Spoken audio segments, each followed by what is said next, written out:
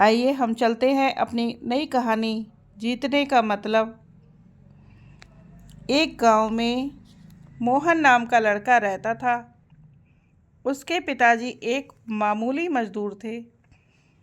एक दिन मोहन के पिताजी उसको अपने साथ शहर ले गए। उनको एक मैदान साफ करने का काम मिला था, जिसमें एक दौड़ प्रतियोगिता का आयोजन होना था। मोहन मैदान देखकर बहुत खुश हुआ। उस दिन उसे भी दौड़ने का शौक चढ़ गया।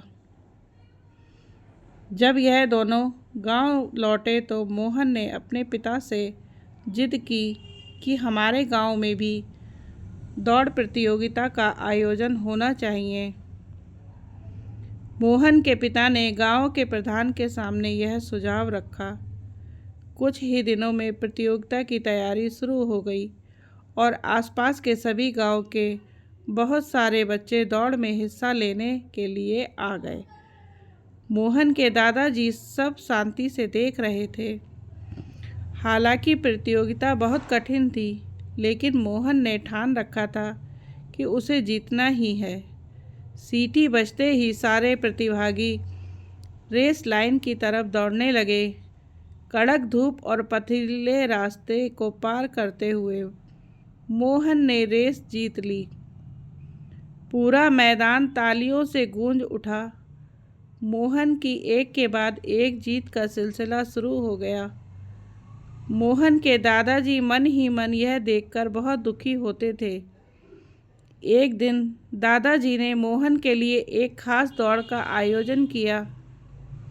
दौड़ के नाम पर मोहन खुशी खुशी मैदान में आया।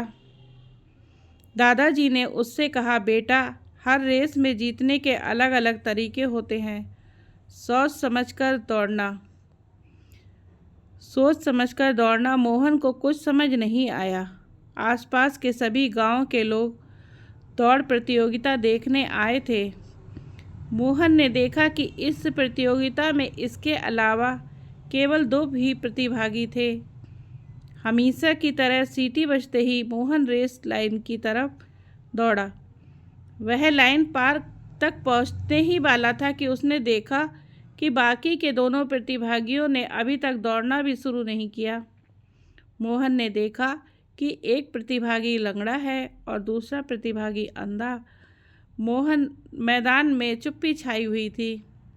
मोहन अपनी जगह पर वापस गया और दोनों प्रतिभागियों के हाथ पकड़कर धीरे धीरे उन्हें रेस लाइन तक साथ में लेकर आया।